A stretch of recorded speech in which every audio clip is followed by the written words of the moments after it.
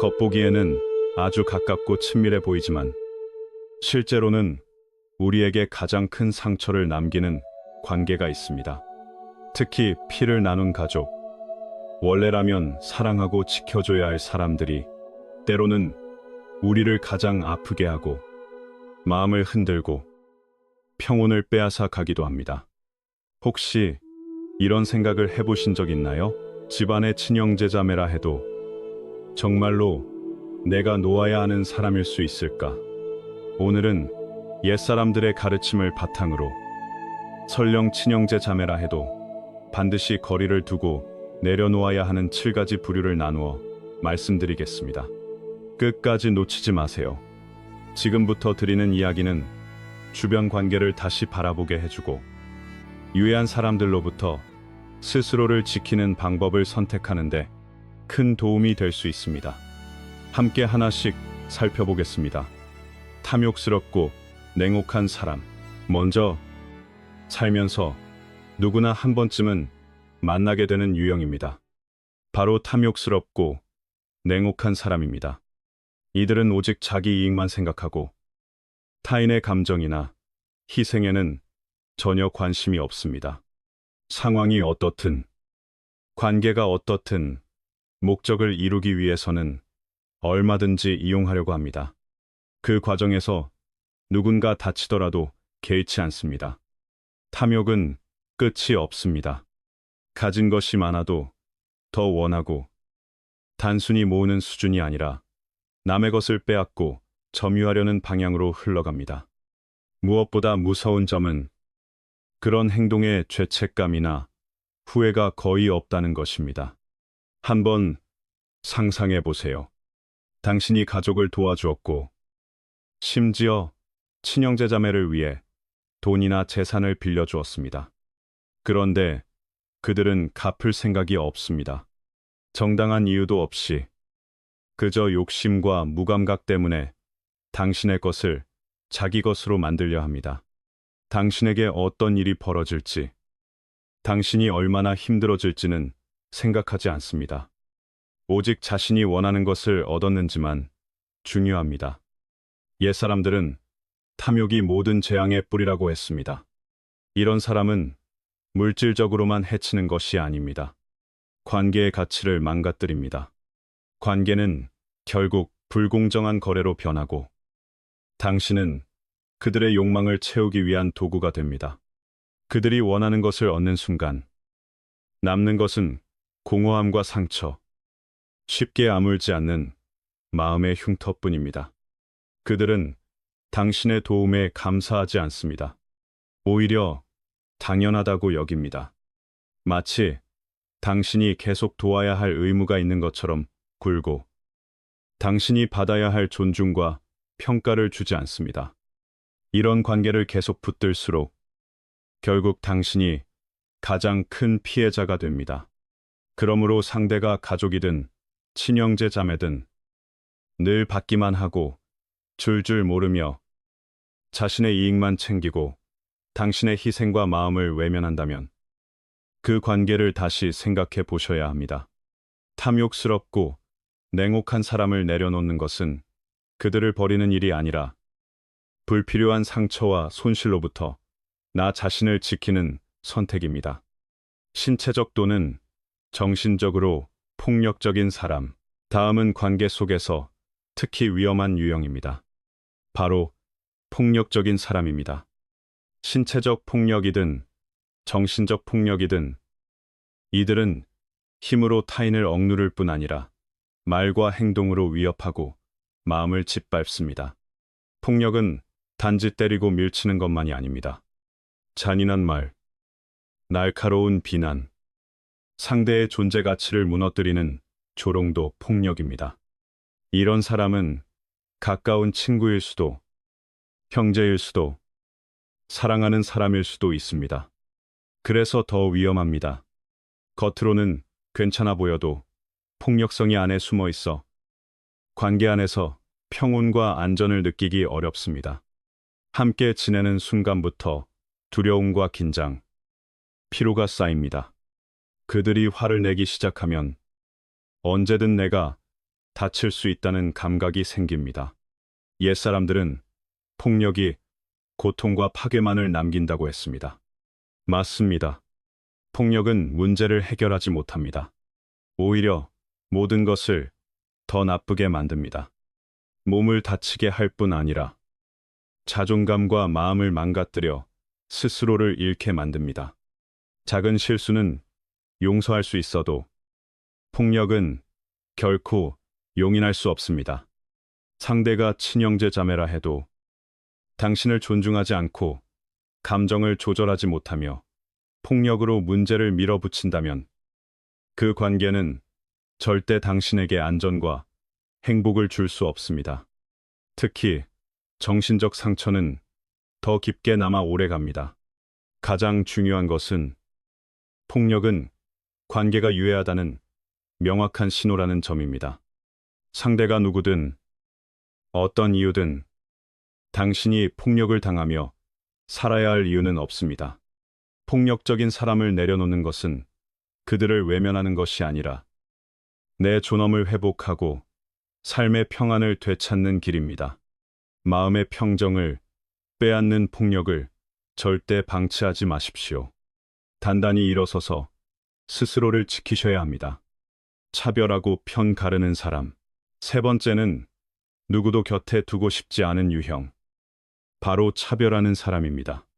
이런 사람은 가족일 수도, 친구일 수도, 동료일 수도, 당신이 아끼는 사람일 수도 있지만 생각과 행동에서 노골적인 편파와 차별이 드러납니다.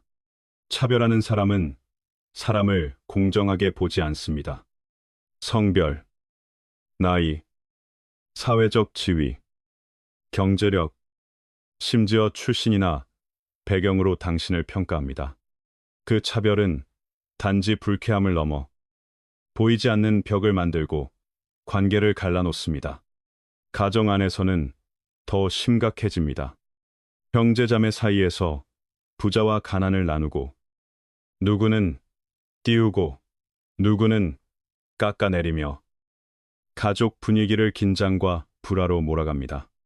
늘 다르게 대우받고 정당한 평가를 받지 못하고 이유 없이 무시당한다면 그 기분이 어떻겠습니까?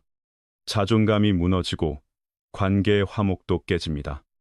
옛사람들은 사람은 본래 평등하며 사람의 가치는 행실과 품성으로 결정된다고 했습니다. 우리가 공정함과 평등을 존중하는 사회에서 살아가려면 누구를 대하든 차별 없이 바라보는 태도가 매우 중요합니다.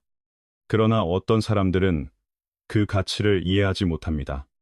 사람을 행동과 품성으로 보지 않고 가르고 나누며 관계를 상처내는 선택을 합니다. 가족 안에서 이런 차별은 더욱 깊은 상처가 됩니다. 만약 가족 중에 늘 차별적 태도를 보이는 사람이 있다면 그 사실을 외면하지 마십시오. 상대가 가족이라 해도 좁은 편견으로 당신을 다치게 할 권리는 없습니다. 차별하는 사람을 내려놓는 것은 가족을 버리는 것이 아니라 편견과 상처로부터 나 자신을 보호하는 선택입니다. 착취하고 존중이 없는 사람. 네 번째는 특히 가족 안에서도 많은 분들이 마음 아파하는 유형입니다. 바로 착취하고 존중이 없는 사람입니다. 이들은 당신에게서 받기만 하고 줄 줄 모르며 당신이 해준 것을 소중히 여기지 않습니다. 마치 블랙홀처럼 모든 것을 빨아들이고 돌려주지 않습니다. 당신이 많이 도와줬는데도 정작 당신이 도움이나 위로가 필요할 때는 보이지 않습니다.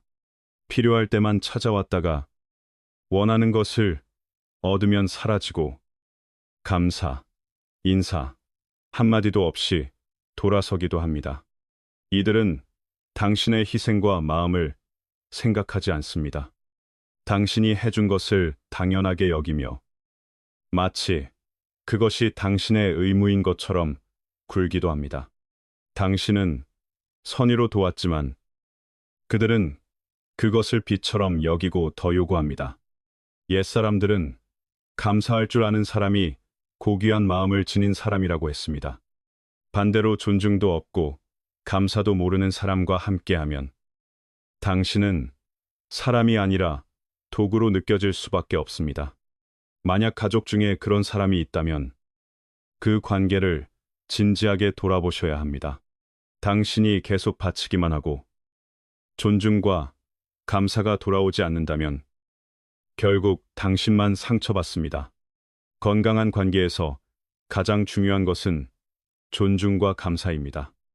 감사하는 사람은 받은 것을 소중히 여기고 가진 것을 나눌 줄 압니다. 존중 없는 착취형 관계를 끊어내는 것은 당신의 가치와 품격을 지키는 일입니다. 독설로 분위기를 무너뜨리는 사람. 5번째는 누구도 가까이 하고 싶지 않은 유형입니다. 바로 늘 냉소적이고 독설을 내뿜는 사람입니다. 이들은 등장하는 순간부터 분위기를 무겁게 만들고 주변을 부정과 쓴맛으로 물들입니다. 사랑할 줄 모르고 포용이 없으며 마음속에 어두운 그림자를 품은 채 모든 것에서 나쁜 점만 찾아냅니다. 가족 중에서도 이런 사람은 있을 수 있습니다. 친형제 자매라 해도 늘 불만과 짜증을 달고 살고 당신이 아무리 잘해도 트집을 잡고 비난합니다. 그들의 말은 칼처럼 날카롭습니다. 상처를 주면서도 아랑곳하지 않습니다. 격려는 없고 부정과 비판만 남습니다. 그런 환경에 오래 있으면 당신은 한 구석으로 몰린 듯 숨이 막히고 성장할 공간도 없어집니다. 힘들 때 필요한 것은 이해와 응원인데 그들에게서 돌아오는 것은 독설뿐입니다. 옛사람들은 말이 사람을 세우기도 하고 무너뜨리기도 한다고 했습니다. 그들의 독한 말은 마음을 다치게 할 뿐 아니라 당신이 스스로를 믿지 못하게 만들 수 있습니다. 이런 사람은 당신만 상처내는 것이 아닙니다. 가족 분위기를 차갑게 만들고 갈등을 키우고 관계를 점점 더 불편하게 만듭니다. 공감도 이해도 없는 독한 말은 결국 관계를 파괴합니다. 그렇다면 왜 이런 관계를 계속 붙들어야 할까요? 그들을 내려놓는 것은 가족을 버리는 일이 아니라 내 삶을 부정의 템에서 지키는 일입니다. 건강한 관계는 이해와 응원, 사랑 위에서 만들어집니다. 독설이 가득한 환경에서는 당신이 가장 좋은 모습으로 성장하기 어렵습니다. 더 이상 그들의 냉소가 당신을 다치게 하지 않도록 용기 있게 거리를 두고 마음의 평안을 되찾으셔야 합니다. 늘 비판하고 깎아내리는 사람. 6번째는 삶에 두고 싶지 않은 유형입니다. 바로 늘 비판하고 깎아내리는 사람입니다. 이들은 당신을 지지하거나 세워주기보다 기회만 생기면 비난을 던져 당신이 부족하다고 느끼게 만듭니다. 가족일 수도, 오랜 친구일 수도, 직장 동료일 수도 있지만 격려 대신 건설적이지 않은 비판만 반복합니다. 이들은 당신의 강점과 노력은 보지 않습니다. 오직 실수와 약점만 붙잡고 끝없이 말합니다. 당신이 잘해도 그들은 다른 흠을 찾아 비난합니다. 그들의 말은 당신을 가치 없는 사람처럼 느끼게 만들고 자신감을 갉아먹습니다. 아마 이런 경험이 있으실 겁니다. 최선을 다했는데 인정은커녕 비난만 듣는 상황. 내 노력은 보이지 않고 부족한 점만 확대되는 느낌. 옛사람들은 타인을 판단의 눈으로 보지 말고 이해와 사랑의 마음으로 보라고 했습니다. 비판은 자존감을 낮추고 자기 신뢰를 무너뜨리고 결국 아무것도 제대로 할 수 없다는 무력감을 키웁니다. 이들은 당신의 마음을 다치게 할 뿐 아니라 관계 자체를 불편하고 긴장되게 만듭니다. 늘 비판이 이어지는 관계에서는 당신이 편안할 수 없습니다. 왜 굳이 그런 사람을 삶에 남겨야 할까요? 계속해서 비난만 하는 사람을 내려놓는 것은 정신적 상처로부터 자신을 지키는 일입니다. 당신에게 필요한 사람은 깎아내리는 사람이 아니라 응원하고 도와주고 기쁨을 함께 나누는 사람입니다. 불필요한 비판에 굴레에서 벗어나 더 자유롭고 건강한 관계를 선택하셔야 합니다. 우리는 누구나 스스로를 더 좋게 만들 수 있는 관계 속에서 살아갈 자격이 있습니다. 늘 통제하고 강요하는 사람. 마지막은 매우 불편하지만 흔히 만나는 유형입니다. 바로 늘 통제하고 강요하는 사람입니다. 이들은 당신의 삶이 자기 뜻대로 흘러가길 원합니다. 1. 인간관계, 생활 방식, 생각과 감정까지도 간섭하려 합니다. 당신에게 개인 공간을 주지 않고 스스로 결정할 자유를 인정하지 않습니다. 대신 모든 행동과 선택을 통제하려 듭니다. 통제하는 사람은 당신에게 무엇을 해야 하는지 지시합니다. 마치 당신이 그들의 손안에 있는 인형인 것처럼 대합니다. 독립성과 개인의 자유를 존중하지 않고 모든 것을 자기 계획대로 맞추려 합니다. 당신이 따르지 않으면 죄책감을 심어주거나 약한 사람으로 몰아붙이며 압박합니다. 그런 관계에서 당신은 내 삶의 주인이 아니라 통제받는 사람처럼 느끼게 됩니다. 옛사람들은 진정 강한 사람은 타인의 자유와 성장을 허락할 줄 아는 사람이라고 했습니다. 당신을 진심으로 아끼는 사람은 결코 당신의 삶을 조종하려 하지 않습니다. 오히려 당신의 선택을 존중하고 설령 그 선택이 서툴더라도 함께 배우게 해줍니다. 하지만 통제하는 사람은 다름을 받아들이지 못합니다. 당신의 감정은 중요하지 않습니다. 그들의 방식만이 정답이기에 당신을 그 틀에 끼워 맞추려 합니다.